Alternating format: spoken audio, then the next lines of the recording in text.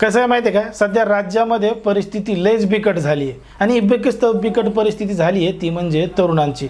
कारण की तरुणांच्या हाताला काम नाही, रोजगार नाही, म्हणून अनेक जण नोकरीच्या शोधात वेगवेगळे कामं करत आहेत आणि वेगवेगळ्या पद्धतीने आपापल्या नोकऱ्या शोधण्याचा प्रयत्न करत आहेत. पण मात्र नोकरी शोधण्याच्या नादामध्ये एकीकडं लग्नाची वय निघून जात आहेत, तर दुसरीकडं लग्नाचं वय वाढल्यामुळं लग्नासाठी मुलीसुद्धा मिळत नाहीत. अशी परिस्थिती राज्यामध्ये आणि देशामध्ये मोठ्या प्रमाणात निर्माण झालेली आहे. त्याच पद्धतीनं जालना जिल्ह्यातील एका गावामध्ये राहणारा एक तरुण होता. त्या तरुणाचं लग्नाचं वय झालेलं होतं, पण मात्र लग्नाचं वय झालेलं असूनसुद्धा त्याला लग्नासाठी मुलगी मिळत नव्हती. म्हणून घरचे लोक जरा मोठ्या प्रमाणात परेशान झाले होते आणि त्याची काळजी सगळ्यात जास्त त्या मुलाच्या मोठ्या भावाला होती. मग मोठ्या भावाला वाटलं एकदा लहान भावाचं लग्न लावून दिलं तर आपल्या डोक्याला ताण नाही, म्हणून त्यानं लहान भावासाठी मुलगी बघायला सुरुवात केली. आता मुलगी बघायला सुरुवात केली, पण मुलीच्या अटी मोठ्या प्रमाणात वाढलेला आहे. मुलगा असा पाहिजे, तसा पाहिजे, नोकरीला पाहिजे, मी खेड्यात राहणार नाही, असं नाही तसं नाही, असे वेगवेगळे कारणं देत मुली त्याचा नकार देत होत्या. म्हणून त्यानं त्याच्या भावासाठी तरीसुद्धा मुली पाहायला सुरुवात केली होती. मग जवळचाच एक माणूस होता, ओळखीतला होता. ते म्हणला काही टेन्शन नका घेऊ, तुझ्या भावासाठी मी मुलगी बघतो आणि मुलगी एक चांगली आहे, सुंदर आहे, असा एक ठेपा आपल्याकडं आहे. मग तो नवरदेवाचा भाऊ म्हणला ठीक आहे, काही हरकत नाही, तुम्ही मुलगी बघा. मग त्यानं मुलगी बघितली आणि त्याला सांगितलं की अशी अशी मुलगी आहे, जरा गरीब घरातली आहे, गरीब परिस्थिती आहे, पण दिसायला अतिशय चांगली आहे आणि ती तुझ्या भावासोबत लग्न करायला सुद्धा तयार होईल, असं त्या मध्यस्थी व्यक्तीनं त्याला सांगितलं. आता सांगितल्यानंतर तो मोठ्या प्रमाणात खुश झाला. मुलीला लवकर घेऊन या, मुलीला मुलगा दाखवा, मुलाला मुलगी दाखवा, असा कार्यक्रम ठेवा, असं त्यानं त्या ठिकाणी सांगितलं. मग ठरल्याप्रमाणे मुलाचा कार्यक्रम झाला. मुलाला मुलगी दाखवली, मुलीला मुलगा दाखवला. त्या ठिकाणी दोन्हीकडचं लग्न जमवण्यात आलं. पण मात्र लग्न जमवताना एक अट ठेवली की लग्नाचा खर्च तुम्हालाच करावा लागेल आणि लग्नाचा खर्च म्हणून त्या महिलेला काही रक्कमसुद्धा द्यावी लागेल. बरं ठीक आहे म्हणे, काही हरकत नाही, पैसे तर पैसे, जी काही रक्कम असेल ती आपण देऊन टाकू, मुलाचं तर लग्न व्हायलं ना. म्हणून घरच्यांनी सहमती दिली आणि सहमती दिल्यानंतर दोघा जणांचं त्या ठिकाणी लग्नसुद्धा पार पडलं. आणि लग्न पार पडल्यानंतर दुसऱ्या दिवशी रीतिरिवाजाप्रमाणे नवरदेव नवरी कलवरी स्वकाने असे देवदर्शनासाठी गेले. मग देवदर्शनासाठी गेले, पण मात्र वाटेतच नवरी म्हणे जरा थांबा, मला एक अर्जंट काम आहे, आमचे एक नातेवाईक जरा थांबलेले आहेत, मी त्यांना 2 मिनटं बोलून येते, असं सांगितलं आणि घडलं एक धक्कादायक प्रकरण, धक्कादायक घटना. नेमकं काय आहे संपूर्ण प्रकरण, कुठं घडली आहे घटना, हे आपलं अगदी सविस्तरपणे बघायचं आहे. पण जर तुम्ही अजूनही आपलं चॅनल सबस्क्राईब केलं नसेल तर लगेचच सबस्क्राईब करून घ्या आणि बाजूला असणाऱ्या बेल नोटिफिकेशनला सुद्धा ऑन करायला विसरू नका.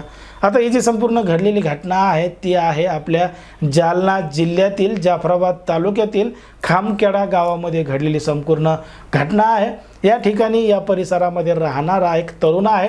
त्या तरुणाचं लग्नाचं वय झालेलं होतं, पण मात्र वय होऊनसुद्धा त्याला लग्नासाठी मुलगी मिळत नव्हती आणि त्याची काळजी त्याच्या मोठ्या भावाला मोठ्या प्रमाणात वाटत होती की बाबा आता याचं कसं करावं, काय करावं, पोरगी भेटती का नाही, लग्न होतं का नाही. म्हणून ते आजूबाजूच्या लोकांना, मित्रमंडळींना, पाहुण्यारावण्यांना सांगत होता पोरगी बघा म्हणून. मग एका जवळच्या व्यक्तीनं त्याला सांगितलं की अशी अशी मुलगी आहे आणि तिला काही पैसे रक्कम दिले आणि लग्न तुम्हीच केलं तर त्या ठिकाणी सगळं काही सुरळीत होईल, तुझ्या भावाचा संसार सुखाचा होईल. मग त्यानं त्या ठिकाणी होकार दिला. ठीक आहे म्हणे, काही हरकत नाही, आपण त्या ठिकाणी लग्न करू, त्यांना काही जी रक्कम लागत असेल तीसुद्धा देऊ, असं त्या ठिकाणी बोलणं झालं. कारण की तो मध्यस्थी करणारा व्यक्ती एक एजंट होता. मग त्या एजंटच्या मार्फत त्या महिलेला रक्कम ॲडव्हान्स दिली. त्या ठिकाणी दोघांचा बघण्याचा कार्यक्रम झाला. एकमेकांना दोघांनी पसंती दिली. लग्नाची तारीख काढली आणि तारीख होती 9 मे 2025ची. 9 मे 2025ला दोघा जणांचं त्या ठिकाणी लग्न लागण्यासाठी तयारी केली. पण मात्र लग्न त्यांचं 9 मेला रात्री उशिरा लागलं. मग लग्न उशिरा लागलं, ठीक आहे म्हणे, काय हरकत नाही.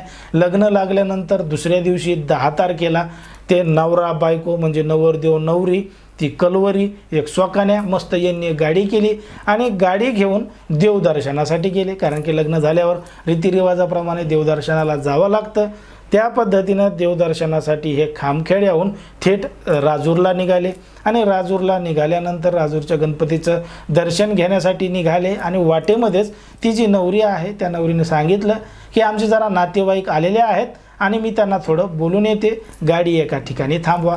मग गाडी एका ठिकाणी थांबवली, त्यामधून ती नवरी आधी उतरली आणि नातेवाईकाला बोलायला दुसऱ्या गाडीजवळ गेली. तिच्या मागच कलवरीसुद्धा गेली. ती म्हणे ठीक आहे मी वीज बोलते. अशा पद्धतीने नवरी कलवरी दोघीजण ह्या गाडीतून उतरल्या आणि त्या गाडीमध्ये जाऊन बसल्या आणि ती गाडी अशी सनाट निघून गेली की इकडं नवरदेव स्वकवाने त्या नवरीचीच वाट पाहत बसले. मग वाट पाहत बसले. मग ती नवरी कलवरी फरार झाली, वापस आली नाही. जेव्हा यांना खात्री पटली तेव्हा यांनी घडलेला संपूर्ण प्रकार एकमेकांना पाहुणेरावण्यांना सांगितला. तो जो एजंट होता त्याला फोन लावून सांगितला, त्याचा फोन लागला नाही, नवरीचा फोन लागला नाही, कोणाचाच फोन लागला नाही. सगळे फोन बंद झाले. काय करावं काय नाही यांना समजत नव्हतं. तरी यांनी तात्काळ जवळचं जाफराबादचं पोलीस स्टेशन गाठलं आणि पोलीस स्टेशन गाठून घडलेला संपूर्ण प्रकार सांगितला. पोलिसांनी त्या नवरीचं नाव विचारलं तेव्हा त्यांनी त्या नवरीचं नाव रुपाली सांगितलं आणि ती राहणार अमरावती असल्याचं देखील सांगितलं. आता त्यांच्या तक्रारीवरून त्या आरोपी नवरीविरोधात तिच्या कलवरी विरोधात, तिचं नाव राणी आहे, आणि ते जे मध्यस्थी करणारे जे एजंट आहेत त्यांच्या विरोधात अशा 6 जणांच्या विरोधात पोलिसांनी रीतसर तक्रार दाखल करून घेतली आहे आणि यांच्या विरुद्ध गुन्हा दाखल करून या संपूर्ण प्रकरणाचा पोलीस तपास करत आहेत.